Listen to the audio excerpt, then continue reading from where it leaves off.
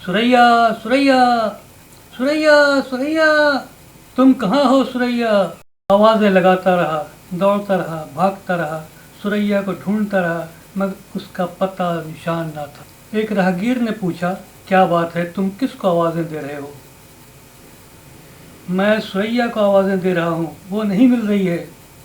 اس نے دوبارہ پوچھا، سریا کون ہے؟ مجھے نہیں معلوم، مجھے نہیں معلوم۔ پھر کیوں اسے ڈھونڈ رہے ہو؟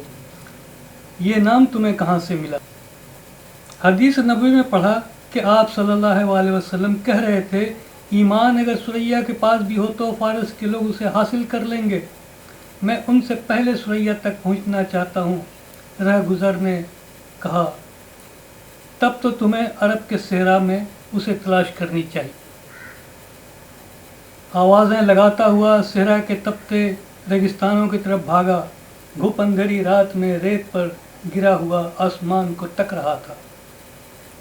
ستاروں کی جھرمٹ کے مناظر مجھے محو کر رہے تھے۔ میں نے شیطان کو مار بھگانے والے اورین برج کو دیکھا، سمت بتانے والے دب اکبر کو دیکھا، مگر سریا کا نشان نہ ملا۔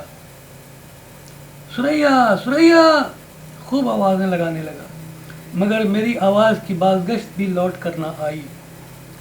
طلوع سحر کے ساتھ ہی کوئی اونٹ والا میرے پاس آیا، پوچھا، تم صحرا میں کیا کر رہے ہو؟ کسی نے بتایا ہے کہ سریا کا پتہ و نشان اس صحرا سے ملے گا، مگر مایوس۔ پہلے یہ بتاؤ سریا کیا ہے؟ مرد ہے، عورت ہے، یا کوئی غیر فطری شے؟ نہیں معلوم، نہیں معلوم۔ کلام الہی سے پوچھا تو اس نے بار بار نجم نجم کہا۔ تو بات یہاں تک پہنچ گئی، تب تو سریا تمہیں صحرا میں نہیں بلکہ پہاڑوں کی بلند چوٹی پر ملے گی۔ سریا سریا کی صدائیں لگاتا رہا اور پہاڑوں کی طرف بھاگتا رہا، یا یوں سمجھ لو کہ پہاڑ میرے قریب آ رہا تھا۔ ایک مجذوب نے میرا خوب مذاق اڑایا، ہنسی اڑائی، جسے خود معلوم نہیں اس کے بارے میں تلاش کر رہا ہے، پاگل کہیں کا۔ میں پھر بھاگا۔ سریا سریا پہاڑ کے بالکل قریب پہنچ کر گر گیا۔ دیکھا تو وہی مجذوب میرے پاس تھا، کسی کی میت جا رہی تھی۔ میں نے پوچھا، کس کی میت ہے؟ اس نے کہا، یہ ہندوستانی فلمی اداکارہ گلوکارہ سریا کا جنازہ ہے۔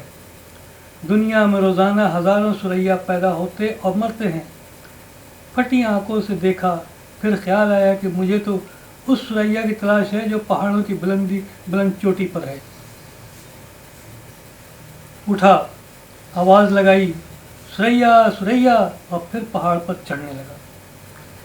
دیکھا میرے علاوہ کوئی اور ہے جو پہاڑ پر چڑھ رہا ہے، شاید کوئی کوہ پیما ہو۔ سورج غروب ہونے والا تھا، ایک جگہ ہم دونوں کی ملاقات ہو گئی۔ میں نے پھر صدا لگائی، سریا سریا۔ اس نے کہا، تمہاری آواز اس تک نہیں پہنچ سکتی، بلکہ جتنا زور لگاؤ، باز گشت پلٹ کر آ جائے گی۔ میں نے کہا، میری سریا اس پہاڑ کی چوٹی پر میرا انتظار کر رہی ہے۔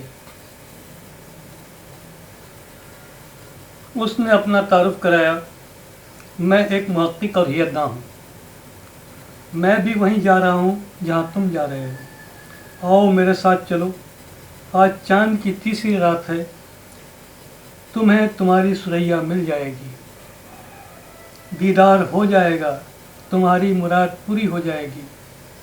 ہم دونوں نے چوٹی پر آ کر ایک جگہ پڑاؤ ڈالا۔ رات اندھیری اور اندھیری ہوتی چلی گئی، ہاتھ کو ہاتھ سجھائی نہیں دے رہا تھا، باتوں یا چھونے سے اندازہ ہوتا کہ وہ ہے۔ آنکھیں تھیں مگر بینائی ندارت۔ پھر آسمان پر ستاروں کا جم گھٹا آنے لگا، میں بے چین تھا اور دل کو تسلی دے رہا تھا۔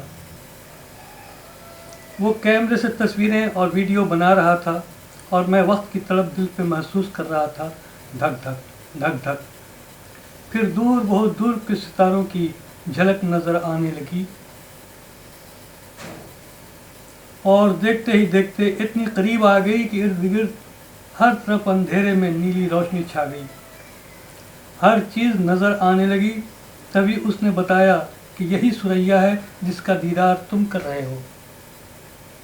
थोड़ी देर में ये रुखसत हो जाएगी, फिर 1 माह बाद इसी जगह आएगी। मैं उसे देख रहा था या शायद वो मुझे देख रही थी। ज़बान गूंग थे मेरे, आंखें खुली की खुली थी। एक चीख मारा, सुरैया सुरैया, मैं तुम्हारे पास आना चाहता हूँ, और मेरी आवाज़ खामोश हो गई।